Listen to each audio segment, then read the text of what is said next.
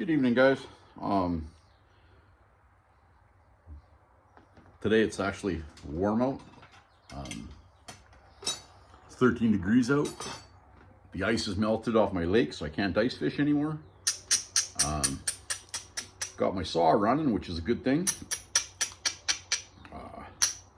So today it's gonna take just a piece of obsidian that this is one of the first slices off my piece. I'm gonna see if I can make something out of it for you guys. So I hope we'll have a nice video and we'll go from there. So I just found out that I was in town today, and I was talking to the guy at the grocery store, and he said that I guess starting May 1st, prices are going to go up on in the meat department. So I think I'll be hitting the spring bear. Spring bear starts April 1st here.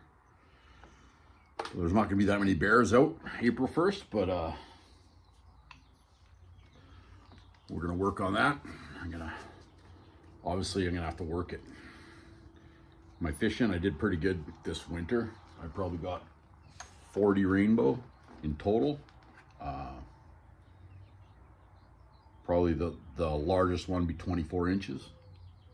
Smallest one I kept would have been 18.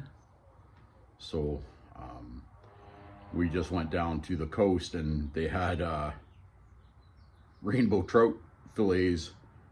They were selling them on the coast in Vancouver for $14.99 a pound. That means that most of the rainbows that I caught this year would be almost $100 in fish for every fish. So I was a little shocked at that. I didn't realize that the prices had went up so much. So just doing simple and quick math, if I got 40 fish and the average weight of the fish is 3 pounds of fish, that's $3,000.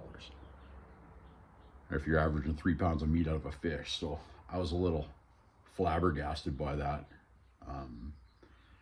I guess it's just going to get worse.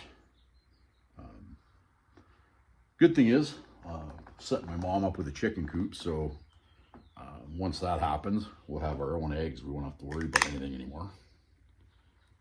So that'll be an added bonus. Because eggs up here aren't bad yet. They're for free range, they're only $6 a dozen right now. For my friends in the States, that's about $4 US a dozen for eggs. So, which $4 a dozen is not too bad.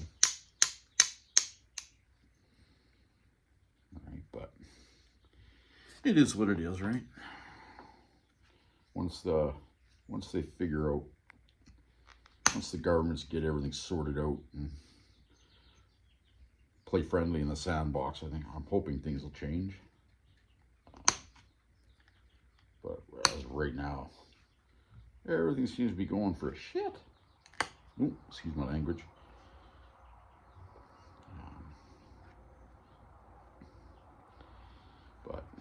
So with no further ado, I'm going to start pressure flaking this point, zigzagging the edge.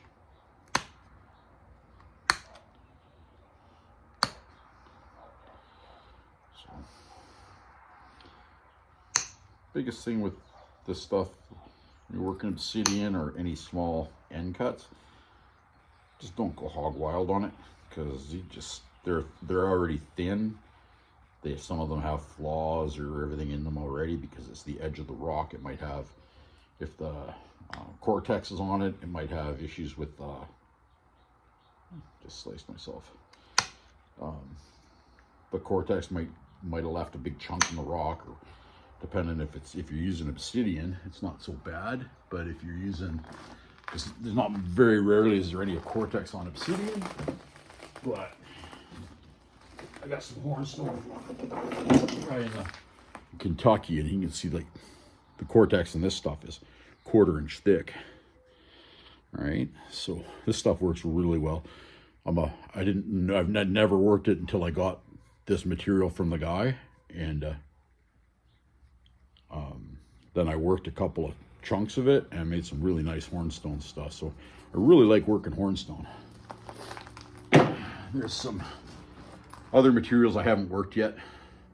I've seen some other guys work, like guys working keokuk and stuff like that. You don't, up here, that stuff is like hard to come by unless you're buying it from a stone supplier in the States. And then now with all the tariffs that are going on, I'm not really very political when it comes to that, but I think the tariffs are gonna screw everybody's economy. So I think we're gonna be going into a little bit of a recession.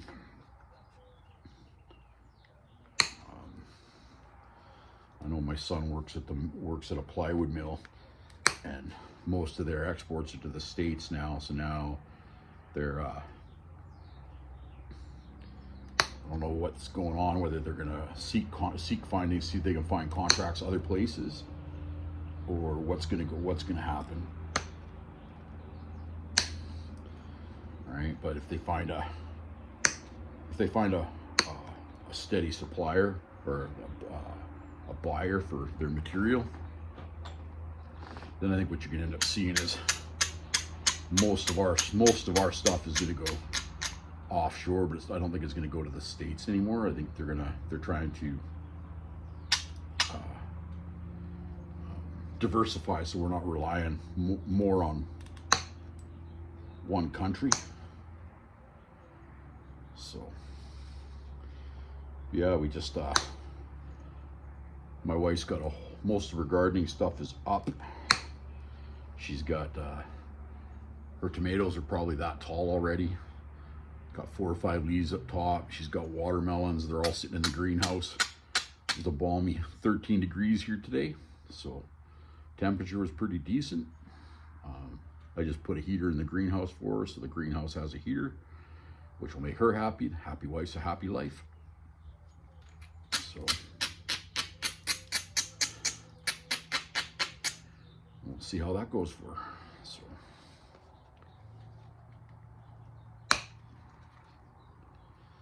but yeah, starting out good this year. Looking forward to April 1st, because I'm going to go up and the snow is melting, so the water levels are going to come up. Going to wash more rock off the mountain, so I'll get to go out and do some more rock hounding. Hopefully find a couple 300-400 pounds more of my local rock. I've got, for lack of better words, I have buttloads of it. It looks like that. That's one of them. The other one's more of a whitish color on the outside. And then, unfortunately, this is a really nice piece of chert, but it's so freeze cracked, I don't think I'm going to get much out of it. I'm going to try to make a couple of smaller points, but I'm not sure even if maybe I'll try slabbing this piece up in the saw, or giving it to my buddy because he's got a smaller saw. My 24-inch, it's a little hard to cut small stuff like this on a 24-inch saw.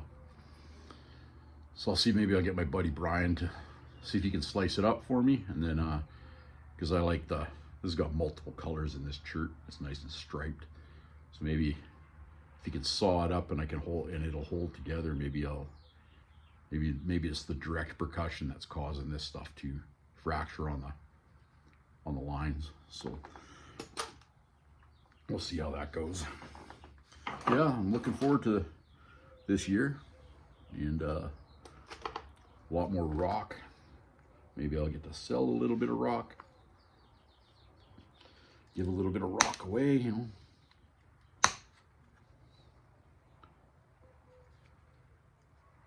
So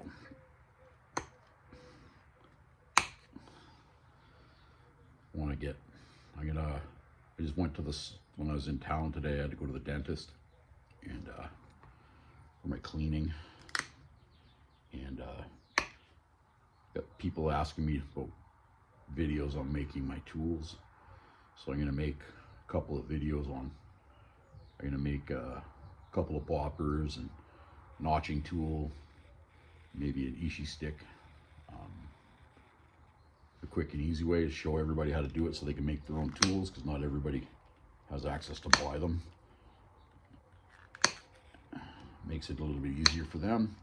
You can normally get your copper. My friend in the States says he goes to Lowe's and he'll buy the copper nails that they use for grounding the houses. But we don't have, a lot of that stuff don't have anymore up here. So they're grounding the houses, but they're not using copper. I don't know what the hell they're using. I don't know what the heck they're using. But, so it'll definitely be interesting. One of the guys in my old fire department, he works for BC Hydro. So he got me a bunch of 1/4 and 3/16 solid copper. I just gotta put it in a drill and twist it so that it work hardens, so that when you make these points out of it, that they don't just wear out all the time. Once you work harden them, they get a little bit tougher.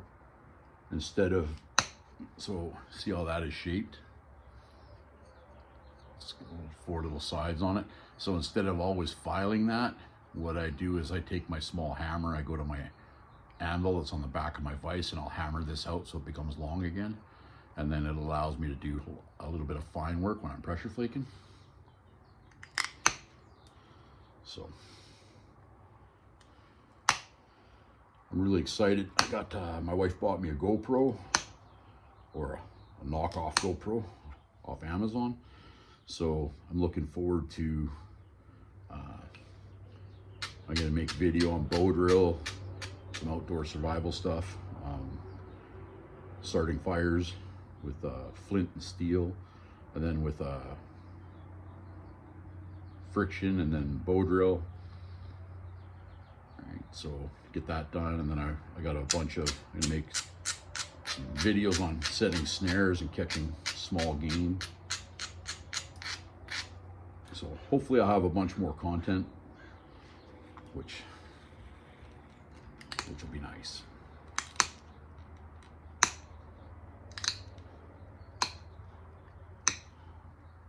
So hopefully you guys enjoy what's going to be happening. It's going to be coming down the pipe. If there is something that you would like me to do a video on that I don't have in my stuff right now, like I got a bunch of playlists on my channel here. If there's a video, if you want me to do something specific, I'm also going to be making some pine pitch glue from scratch. My buddy, when he was out, he found a tree that was leaking sap like you wouldn't believe, so he collected me a big bag full. So I'm looking forward to that. So as you can see, we're working around it. So this side's flat where the saw blade went, and this side's got a little bit of this side's nice and convex.